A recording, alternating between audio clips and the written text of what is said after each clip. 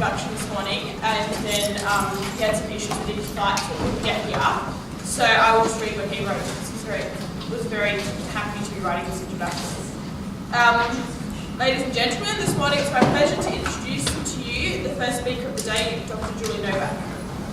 Julie is well known as a senior fellow with the Institute of Public Affairs. She has previously worked for the Commonwealth and state public sector agencies, including the Commonwealth Treasury and Productivity Commission. Julie has also been an advisor to the Queensland Chamber of Commerce and Industry. Her PhD was awarded from RMIT for her research into the growth of government and how that impacts on economic growth. She has also been prominent in advocating for sound fiscal and taxation policy, economic freedom and classical liberal ideals. Her opinion pieces have been published in the Australian Financial Review, The Age and the Courier Mail on issues ranging from state public finances to social services reform. Her talk this morning will be on the regulatory state, diagnosing problems, framing solutions. Without further ado, I present to Julie Novak. Well, thank you very much for those extremely kind words. The kindest words you've ever given to me, so thank you very, very much for that. It's an honour and a privilege of mine to be presenting here at the inaugural Australian-New Zealand Students for Liberty conference. I support everything that you do, and I wish you the best of luck in terms of your deliberations, not only for the rest of the day, but for the months and years ahead, advocating classical, liberal and libertarian ideas.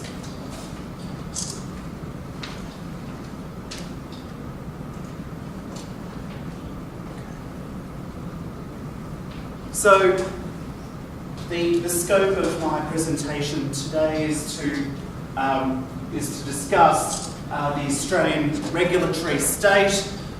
What is the regulatory state? What problems does it pose for economic functioning and social cohesion? And then to consider some potential reform solutions. By the way, this is the first time that I've used this Prezi software, so we'll see how it goes. Quite proudly advocated by Helen Dale, but she doesn't get paid for it, but we will proceed nonetheless.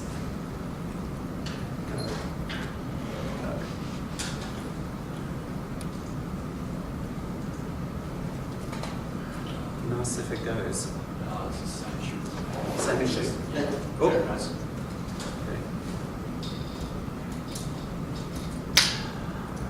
Drag that mouse towards that slide. See if it zooms in. Thank you very much for the advice. What just happened? Great. Okay, so first of all I want to define what regulation is, and to be certain there are a number of alternative conceptions of what regulation is, and in this context I'm referring to governmental regulation imposed and enforced by the various agencies of the public sector. One sort of quite neat definition, which was provided by Productivity Commission staffers, including yours truly, back in 2007, defines regulation as a principle, a rule or a law designed to govern or control conduct. Now, we can further break down this quite broad conception of regulation into a few classificatory areas. For a start, we could conceive of regulation as being composed of, one hand, economic regulation, which seeks to control the behaviour and the conduct of economic agents in the market sphere. So, for example, price regulations, fair trading, and some similar labour market regulations, minimum wages, occupational health and safety and like. They can be sort of broadly regarded as being economic regulation. On the other hand, you have a set of regulations imposed and enforced by the state which intend to control some aspect of people's interactional conduct within the sphere of civil society more broadly, and that can include things like environmental regulations, that can include some of the issues raised by my colleague Chris Berg yesterday in terms of speech regulations and the like. So that's one classification, taxonomy for regulation. We've got to think about in terms of its economic and social aspects and effects. Another way to think about regulation is to sort of think about all the concrete forms in which it takes. You might come across occasionally a reference to so-called black letter laws. Now, I mean, they're certainly an important part of the governmental regulatory state, and what they refer to are essentially the primary acts and regulations that are funneled through the sausage machine of federal, state parliaments and local governments.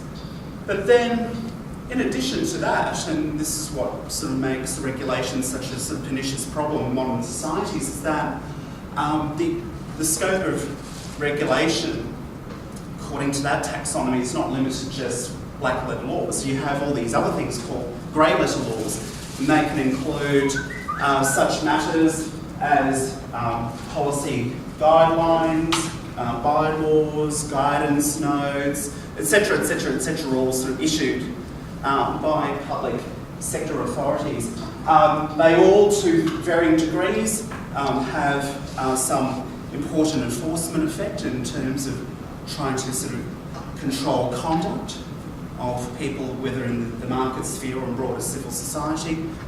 Just as important, if not more important in some respects, than just the simple black letter legislation.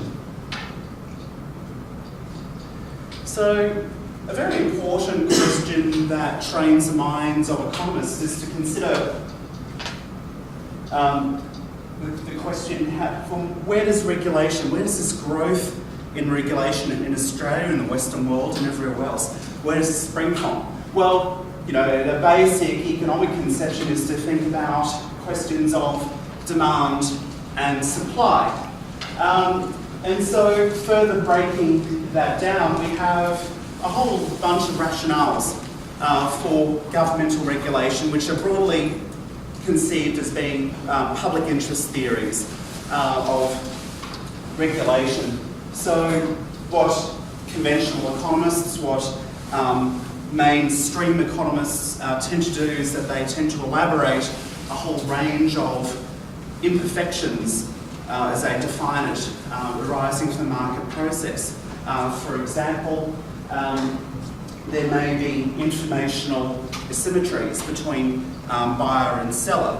And so the idea is that if there are informational asymmetries, then according to the public interest theory, there's a role for government in terms of imposing regulation in order to, I guess, balance out, to somehow equalise the extent or the incidence of information across various participants in the market process. You also have what are often referred to as externalities. You know, we know quite well an iconic example of a negative externality which is deemed to give rise to government regulation. For example, a factory pollutes and dumps sort of waste into a stream and billows out smoke and sulphur and the like into the atmosphere. And so according to this public interest theory, which is grounded in the economic theory of externality, there's a role for government to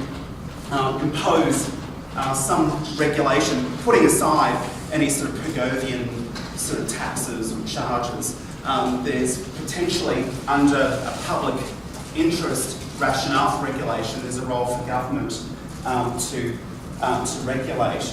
Perhaps the sort of carbon sort of pollution pricing issue might be an example there. Then you have, so the sort of public interest theories were probably fairly well bedded down during the early 20th century, by the mid-20th century, by the likes of Pigou and other regulatory economists. But then, essentially from the 1960s onwards, there were competing alternative conceptions of how regulation becomes demanded and supplied. In particular, I refer to private interest theories of regulation, most closely associated with the Chicago School of Economics of Stigler and the like. There are also public choice analogues to this idea. The general idea is that regulation, governmental regulation, is demanded and thereby obligingly supplied by governments because there is essentially some benefit, some pecuniary benefit, some other broader sort of economic or even non-economic benefit that might accrue to those who demand the regulation. Okay, and that sort of comes in very many guises. I mean, you know, many of us could probably conceive a number of dimensions of so-called crony capitalism as springing from private interest theories. Look, I actually think a really good contemporary example that can distill and distinguish between these two ideas actually comes in the form of taxi transit services. Right? Hands up those who patronise Uber. Yay! People, yes. We can understand the motives of rather aggressive government in trying to stamp out non-taxi cartel services like Uber from both of these perspectives, right? So from a public interest perspective, the proponents of incumbent regulation or even stronger regulation to clamp down on Uber would say, well, no, you can't actually trust having a competitor in existence. We need cabs that are reliable. We need drivers that are well trained that can actually take you to the destination you want. I hear laughter. You need clean cabs. You need clean cabs. Of all things, God, please give me a clean cab. These are all justified on public interest regulatory grounds. But then, as we should be familiar with the private interest rationale for why taxi transit incumbents would want to stifle the entry of innovative new entrants like Uber. So, I mean, the obvious example is that the incumbent taxi transit industry participants just don't want more competition, right? They're quite happy to be a government mollycoddled monopolist, essentially. And Uber basically proposes a direct, even existential threat to that. So from a private interest perspective, we can readily understand the motive of incumbents within the taxi industry to want to hold out competitors like Uber. Now, there are other theories as well that explain the supply and demand regulation, but don't quite neatly fit into the public and private interest theories. For example, there's a rather interesting set of theories by the economist Andre Schleifer, who essentially argues that in some instances, regulation is more effectual, more efficient than litigation through the court system. So, for example, rather than experiencing the arbitrariness of judicial decisions and all the costs that those entail, the Schleiferian argument is that it's just better to have governmental regulation. Now, I mean, I find that idea quite disputable, but it exists. I mean, I find it disputable because to some extent, even though government legislation is obviously under the sort of purview of government monopoly, there is some sort of semblance of discovery, right? If you actually allow people to challenge potentially illegal decisions through courts, high courts. The Williams case, recently, example, with regards to how governments relate to each other in the intergovernmental transfer sphere. Another sort of much broader sort of theory relates to changes in the general sort of zeitgeist of attitudes towards governmentalisation of the economy and society more broadly. The role of ideology.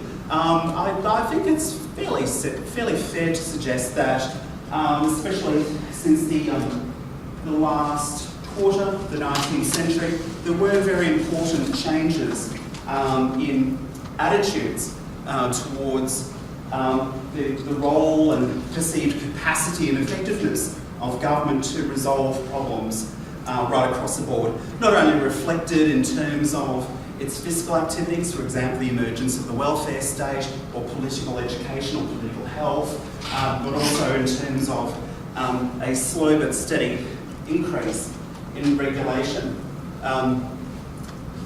People might have come across this idea that's conveyed by Daniel Klein, a great economist you should be aware of, the people's romance. Right? Government is conceived as the people's romance, and according to this ideological theory, there were some rather significant shifts in communal attitudes which lowered the threshold for the introduction of more and more government regulation.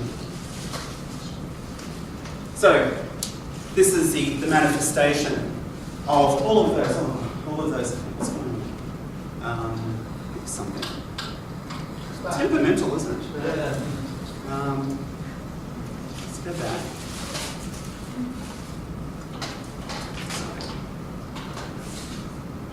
Okay, so all right, there's no regulation. Great, we're all free. Oh, there it is. Oh, I'm sorry, Dan. Okay, so this lovely chart, which likes to appear and reappear, basically charts. It provides an indirect, rather imprecise indicator of the burden of regulation in Australia. So what this chart is basically the number of pages which are approved and assented in, well, we've got federal parliaments and the 6 state parliaments over time since 1824. So I did this in my thesis and it took a good 6 to actually manually count all the sort of the pages of legislation from 1824, New South Wales colony, through to about 1958-59, when my colleagues at the IPA started measuring this. So this, sorry, yes? Where did you find that? Libraries. You sat in the library just counting pages? Yep, I counted. I slaved for 6 months for you today. Yes, so I can't discount my human error in there, but nonetheless. Nonetheless, so what this chart shows is basically the flow of legislation, which is one aspect of regulation, right, through the parliaments, right? It's basically a gross measurement of regulation. A couple of you might be wondering what those temporary spikes are before the 1960s. Well, essentially we can blame the state of Victoria and the consolidation of its public education acts. Right, so practically I couldn't tease out what was new or what was old in those acts. So it's basically, in the spirit of it being a gross measure, included all of that for those years.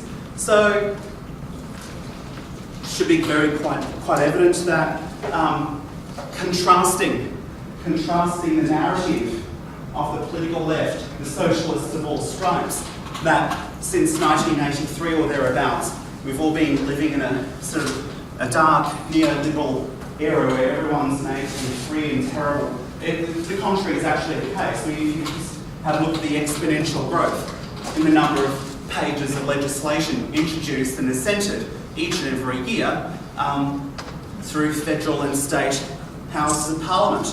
So what explains that? Well, what explains that is, among other things, the changing nature and role of governmental activity itself. I can cite a few broad areas: social legislation, for example, anti-discrimination acts. I can cite environmental legislation, which became distinctly popular since the late 60s. I can also cite the re-regulation of economic affairs. National competition policy, for example, did not so much represent an absolute deregulation, a restraint by government from the economic affairs of individuals acting voluntarily. What it represented, what national competition policy represented, get to in a minute, is a re-regulation of economic affairs. So there's a sort of massive growth in regulation there. Yes?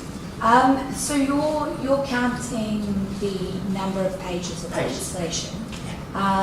Over time, is it possible that less effect has become more verbose and just extended many more pages without any more substantive effect? There are, I mean, this is an imprecise and imperfect and even crude measurement, because among other things, I'm including amendments, right? Amendments to legislation, which have become far more commonplace in the modern era. And also even like basic things like typeface. You know, much bigger typeface in 1824 as opposed to today. There is actually a workaround. One day I'll get around to it, which has been used by a few people to basically scan all the old legislation and basically count the bytes, right? So it's like 24 characters represents one byte, and you can just count not pages of legislation which is affected, maybe even corrupted by all those sort of caveats you mentioned, but becomes a more sort of hopefully effectual measure, because a bit is a bit, right? What about substantive measures, like where it's not completely wordy, but it sort of has an impact? Yes, there's actually even another way, which I think kind of points toward what you're asking. There's a very interesting new methodology introduced by staffers at the Mercatus Centre at George Mason University. It's called Reg Data. And what they do is basically do like a word search through legislation. And basically you can just type in, for example, paper manufacturing, and you can just sort of see the incidence of the number of words of paper manufacturing in legislation. That way you can get some, even if imperfect, sort of measure of the incidence or the severity of regulation that way as well. I mean, there are alternative ways. I promise I'll get around to it one day, but nonetheless, this is a common, even if crude, measure of the burden of regulation over time. Why does this matter? Because I argue that the onset of regulation is poisoning the tree of growth, the virtuous, luscious fruited up tree of growth. And there are a range of costs that are associated with regulation. The most obvious and the most easily measurable of those costs of regulation are what we call compliance costs. So compliance costs include the administrative burden placed on firms and non-government organisations, the regulated, all of us, in terms of filling out forms, in terms of training at a firm level, training staff to become familiar with existing regulation and new regulation, and it even extends out to some more economic sort of costs of compliance. For example, the delay costs associated with obtaining regulatory approval. Probably one of the more iconic and more tragic cases of the capital holding costs of regulation came in the form of the BHP Billiton Olympic Dam mine proposal. I mean, those guys spent 7 years waiting for a whole set of regulatory approvals from federal and state governments. I understand that they had to submit, up to they chose to submit 10,000 pages of paper, particularly around environmental sustainability impacts of mining at Olympic Dam, a remote arid area. And then commodity prices started to turn the wrong way, and they decided not to go ahead. I mean, a tragedy, right? So the whole range of compliance costs, right, that are fairly measurable, even if, again, there are sort of indirect costs of regulation. But then, if we think about, just broaden our sort of purview to think about the market process perspective, it would seem to me that the most significant costs of government regulation would be the dynamic consequences of regulation. Israel Kirzner, the Austrian economist, cites it almost quite perfectly when he says, and Mises said this as well, that the danger of regulation is that it enforces, even if it encourages, firms and other market actors to pursue less productive, less efficient, less value-adding lines of production.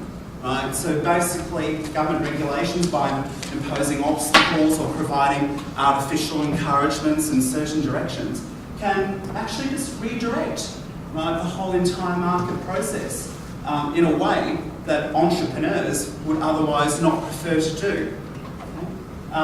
It's very, very difficult, I grant you, to empirically quantify the extent of those dynamic costs. I think the best way to sort of think about those is with regards to detailed case studies in certain areas. Uber would be actually a really good case study of potentially dynamic costs of regulation.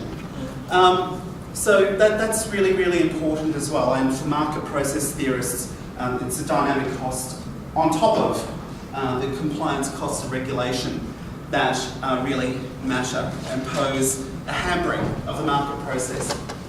But I'm going to put to you that the costs of regulation are not only economic by nature, but they have some quite profound non-economic costs as well. I don't know if any of you have read the sort of preface of the 1956 edition of Hayek's Road to Serfdom, written by Hayek. You should. Yeah, you have. Fantastic. This is really important, and if you have the time, read that preface to the 1956 edition, because Hayek provides an account of how regulations basically affect the propensity, the capacity of an otherwise free people to conceive of their own capacity to act for themselves, right? When you have a highly regulated state, mean that there is an incentive, there's a relative shift in incentives for people to seek solutions to everyday problems through the aegis of the coercive state rather than themselves.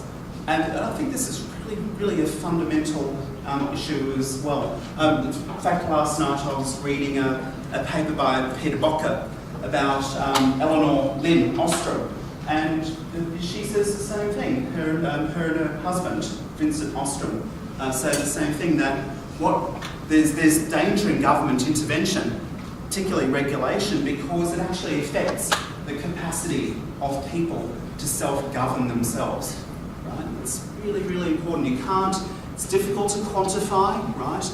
But not everything that's worthwhile is automatically subject to quantification, but it matters.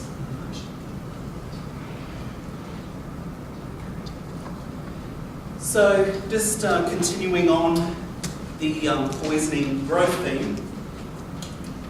So I've had a fairly extensive scan through the Australian literature from the early 1980s till about now, and there are certainly a range of estimates in terms of the implicit burden of government regulation just through compliance costs. So the paperwork burden and the like, even some measure of capital holding costs in some studies, and you get a range of estimates, to be sure.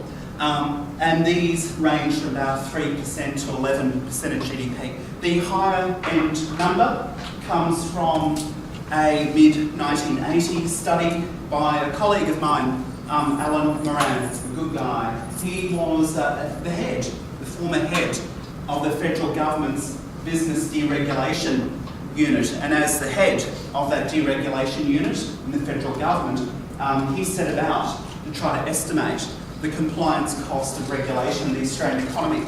So he adapted from an American study by Wayne Cruz, maybe someone else you may have heard about, and he came up with this estimate, a total estimate, 11%.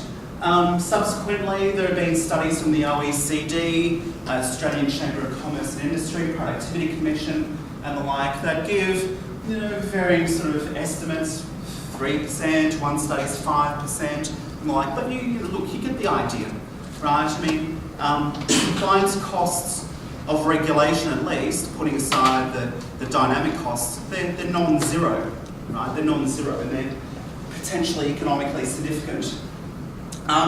There are also wider analyses, wider studies internationally of the harmful productivity and other economic effects of regulation.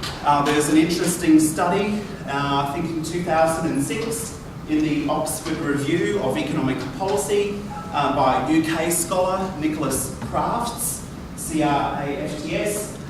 He looked at the effect of regulation upon total factor productivity. Right? He found a significant negative relationship. There are other studies, for example, that proxy regulation has been barriers to entry, right, as estimated by the World Bank. There's one prominent study in 2008, I think, Simeon Diankov and colleagues. They also looked at the burden of regulation and found a negative association between more prescriptive, more burdensome regulation and economic performance. Note that a lot of these empirical studies are using something quite different from just the sheer number of pages of legislation. So what they do, so they basically compile indices of regulatory burden. There are important components in economic freedom indices which attempt to estimate some sort of burden of regulation upon the real economy. So there are, compared to studies of the fiscal burden of government, the number of studies about regulation are limited, but they tend to point to one basic idea, and that is that more extensive, more prescriptive regulation is inimical to economic performance. And what does that actually mean? That means, at the end of the day, material living standards for the average person, and especially the poor, tend to be emaciated over time. But allow a better authority than I to speak. Let's go.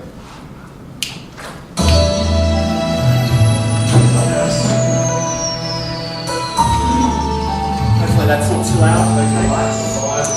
Sorry? That's good. Okay.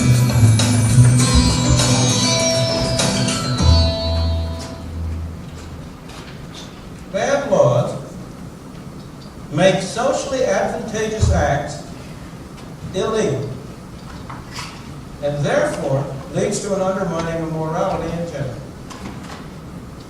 If the United States in the 1890s had the laws that we now have, the laws supposedly to protect the worker, supposedly to protect the poor, if I existed at all today, I would be a citizen of the Soviet Union. That's not a prospect I would have relished. But my parents emigrated here in the 1890s. They were in their teens. My mother was 14 and my father was 16 or 17. They were able to emigrate here. Why? Not merely because we had free immigration, but also, for example, because we had no minimum wage laws. Had there been minimum wage laws, there would have been no jobs for them to take. Minimum wage laws, like so many of these other interferences, though enacted in the name of helping the poor, in fact denied the very poorest opportunity. And you can go down the line. There would have been no entrepreneurs willing to provide employment under the only kinds of conditions and with the only kinds of jobs that they were qualified for. The standard example of economists, of course, is tariffs or price control. If you have tariffs, smuggling is performing a socially virtuous and valuable act. And so you have smugglers who are now criminals. But they are people who are doing something that is good for everybody. The effect of this, again, you go on and on. Price control and wage control has exactly the same effect. And so on down the line. If you have bad laws, you create a situation in which it is socially virtuous for people to break. And this, in turn, breaks down respect for laws in general and plays a not negligible factor, in my opinion, in the decline in the attitude toward law obedience and morality in recent decades. There probably is no more fundamental defense against tyranny than the ingenuity of the people in finding ways around laws that they don't agree with. Our masters found that out when they tried to prevent people from drinking hard liquor. And the American people demonstrated their capacity.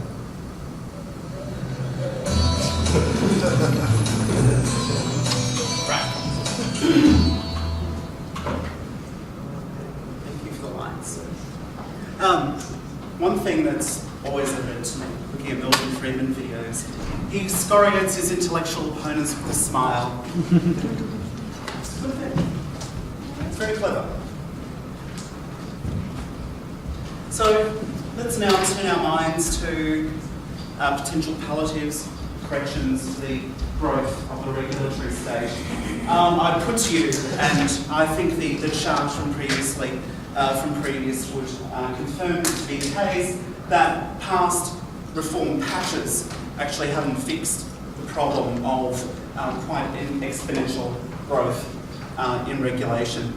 I'm a critic of independent regulators. Independent regulators diminish democratic accountabilities. And I think for one thing at least, you can't tend to vote out individual bumbling bureaucrats. You can vote out politicians, but not independent regulators. As for the sort of behavioural economic rationale for government intervention, well, I don't fear behavioural economics myself because it implies an important message. Individual people in their sort of market capacities may exhibit irrational behaviours, so do bureaucrats, right? And it's even more dangerous to actually have regulatory controls, design, enforcement standards devolved to these so-called independent regulators because they're monopolising the means of coercion, right? And that in itself has quite a significant effect upon the appropriate sort of functioning of civil society more broadly.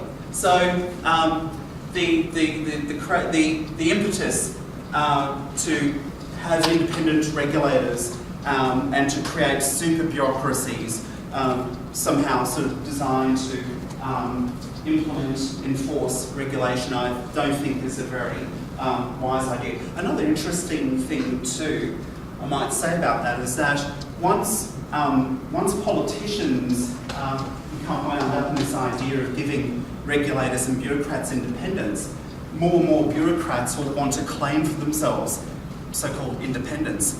You know, Ken Henry was a great example of that. Now he runs a core government department which is wholly and solely accountable to the Australian Parliament and through it the people, the Federal Treasury. But during the previous administration run Gillard government, Ken Henry, on more than one occasion, tried to abrogate to himself the veneer of independence. Hence, you just can't really question what they do or what they say, particularly in terms of the economically damaging stimulus package. So, independent regulators, no, not a good idea. Better to have a greater degree of democratic control and vetting by the people directly, the politicians, as bumbling and ineffectual as they may be themselves. Harmonisation is another favourite political project in the Australian context. Actually quite a lot of the growth in regulation at the state level since the 1980s has been accounted for by the introduction of standardised template legislation, basically carbon copies across each jurisdiction in order to fulfil some sort of national priority, whether it be national competition policy or standardised occupational health and safety standards and the like. Harmonisation is bad because it effectively centralises regulatory problems.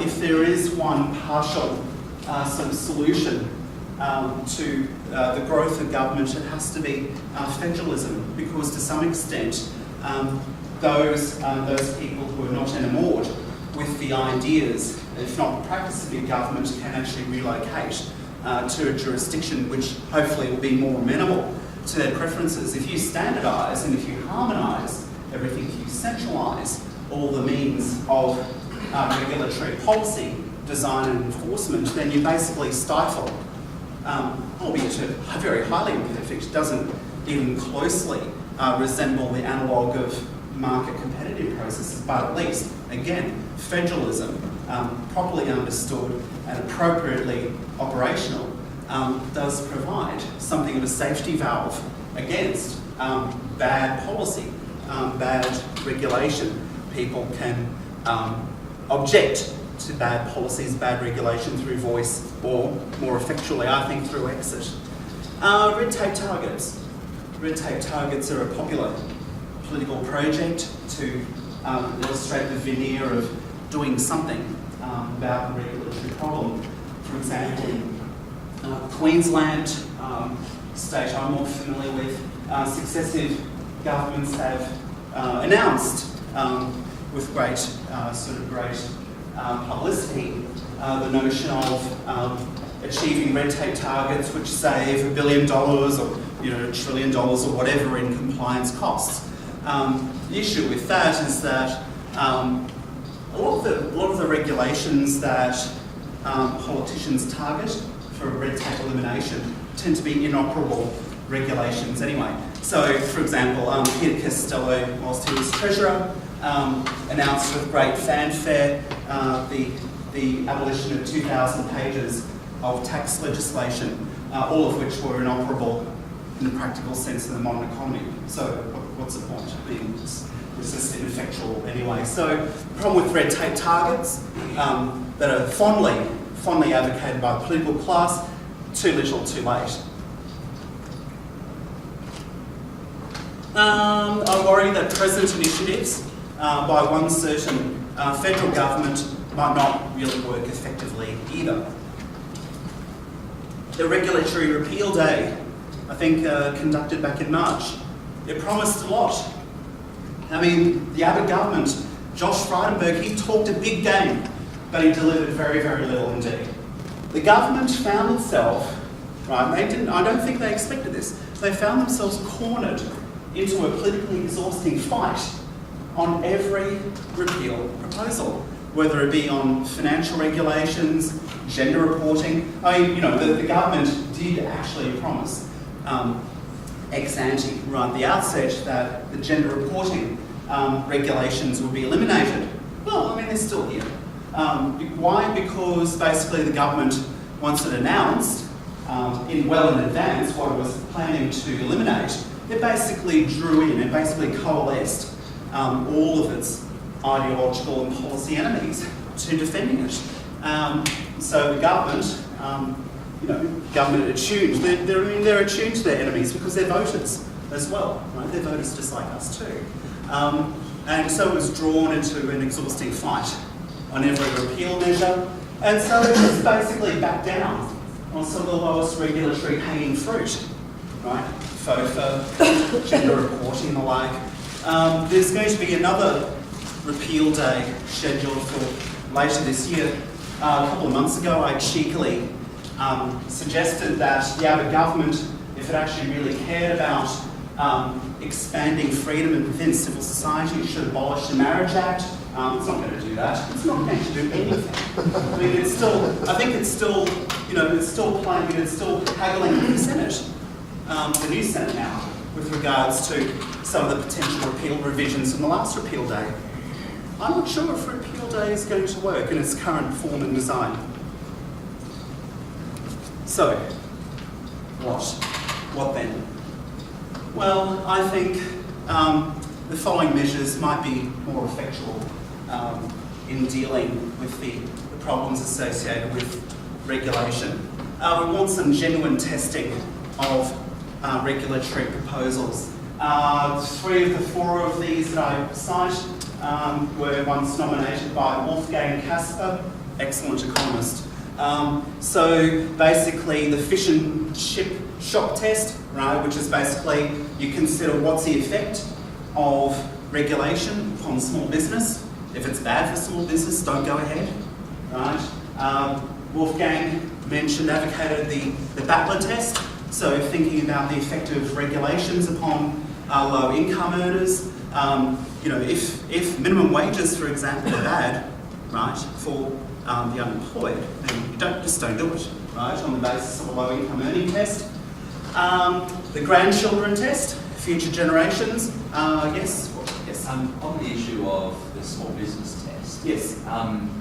is there a risk that that is circumvented by statists by just putting in a threshold and saying, okay, well, we're not going to target small business, we're just going to, you need a certain number of employees or a certain level of revenue. Like the somewhat arbitrary sort of measure the ABS users. No doubt. Even if these ideas were perfectly implemented, the political class will try every sort of trick in the book to try to water these down. I mean, this is why I probably get to the final point, but anyway, nonetheless.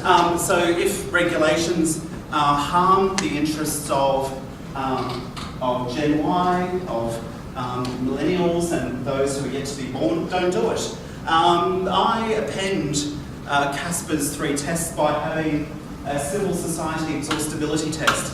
Rather cheeky of me, and I'll explain why. So basically the idea is if any element of civil society, markets, families, communities, non-government organisations, etc., firms, can actually deal with and address the problem that's subjected to regulatory proposal. If they can do that, then government doesn't go ahead. What's the trick?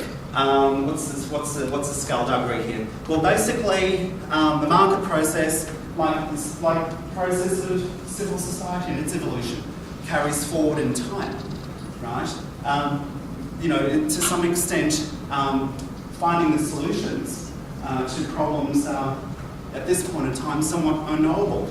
But you just know that if you allow people to be free in their economic and their social capacities, they will have a far better capacity and an opportunity to correct, right, problems which are somehow allegedly subject to a regulatory solution than otherwise. What's the skullduggery about it? Well, if you actually apply it most forcefully, there'll be no government regulation at all. Another sort of issue which I think would be quite important in terms of restraining the onslaught of government regulation is to have far more credible costing of regulatory proposals. And yes, I'm fully aware of political efforts to undermine the credibility of costing regulatory proposals. I'll just make this point. Essentially what you see in terms of regulatory impact statements is rather a white-anting or a whitewashing of cost estimates with regards to the burden of regulation. So basically this is just a humble plea, an apology for more credible costings. Something like the Dutch standard cost model. Yes, I had a question. Since you said that all regulatory that in place on the market pricing is so burdensome, do you recommend us starting a business in the black market? Yeah. Hey, I think the black market, I'm quite impressed with it. It's where freedom breathes. So other ideas, sunset legislation. So essentially ensuring that any legislation, existing and particularly new legislation, has a cut-off point. Let's say 5-10 years. I rather again sort of quite sneakily suggested in the Canberra Times a few weeks ago that in response to technological development, Moore's law, for example, where computer processing power doubles effectively every 18 months, 2 years, maybe sunset legislation should be enacted. That point should be 18 months, 2 years, right? The statists in Parliament are going to say, oh, that's just too much regulation for us to deal with. That's my point, right? There's too much. And then there's some of the more sort of popular regulatory reform proposals advocated, the often described as the one-in, one-out rule. So you introduce a piece of legislation, the obligation is to eliminate another piece. Well, I just basically adapt that to to be a 1 in, X out rule. X is greater than 1. The greater X is, the better off we are.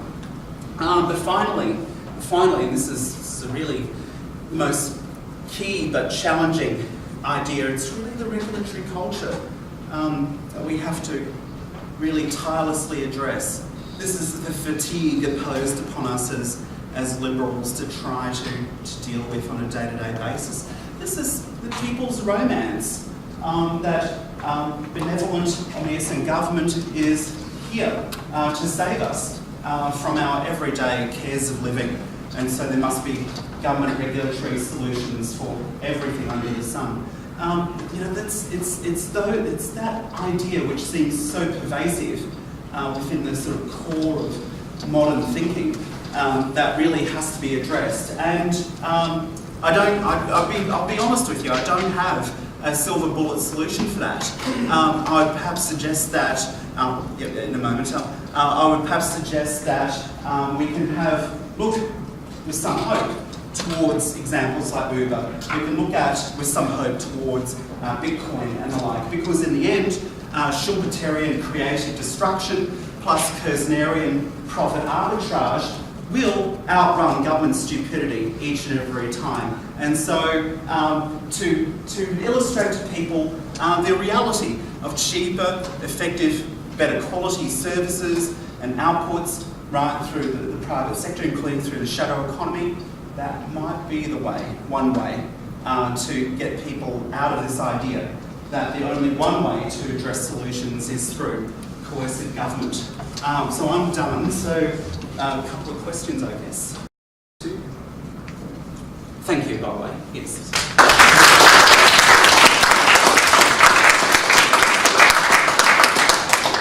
Olson wrote a book called Schools from Misrule, and he was describing all schools as very detrimental to society, especially when there's four in each state.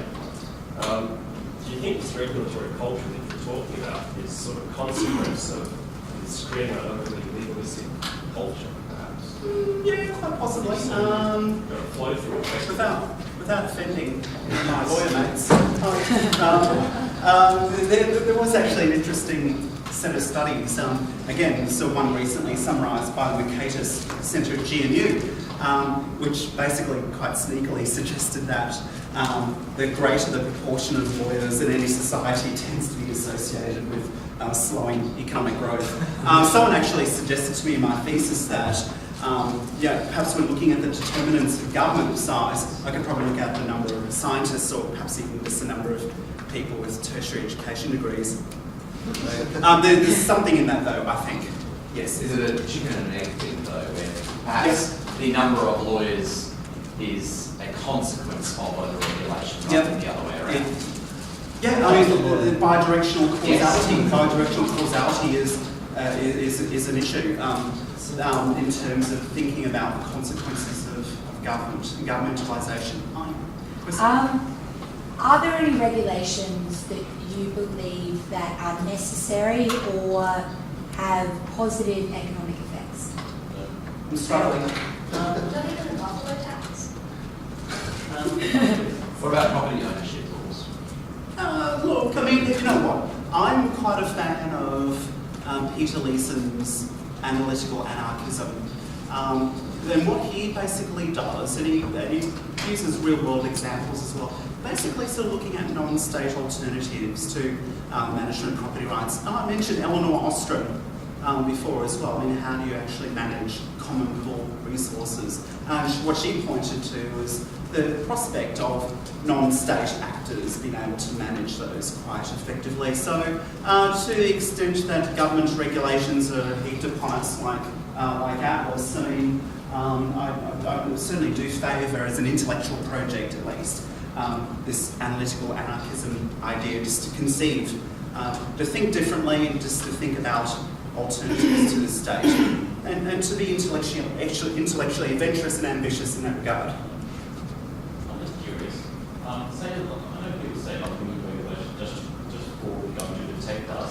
I just thought if Australia has like a stronger criminal code, what about the criminal code would protect us through regulation?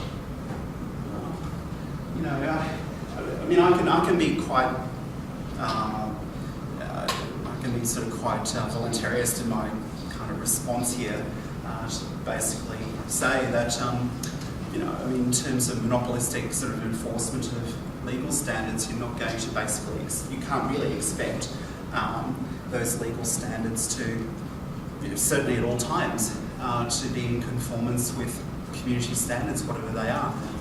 You know, there's often a complaint by conservatives and others about, for example, soft sentencing. You know, for example, you know, there's a recent prominent case in the UK about that. So yeah, again, I mean, you know, there are, you know, historical precedents at least, you know, in thinking about sort of competitive procedures for the discovery of law as opposed to legislation. Difference between the two. I was thinking more like, let's say, like, I went through a group of financial planner. He gave me the worst advice, but he's introduced selling the goods, which is crap to me. I get the worst return. Go elsewhere. Sorry, we're going to have to take this comment. No, the thing is like... Yeah, no, it's all right. You ask afterwards. Yeah, Let's join me in thanking Novak.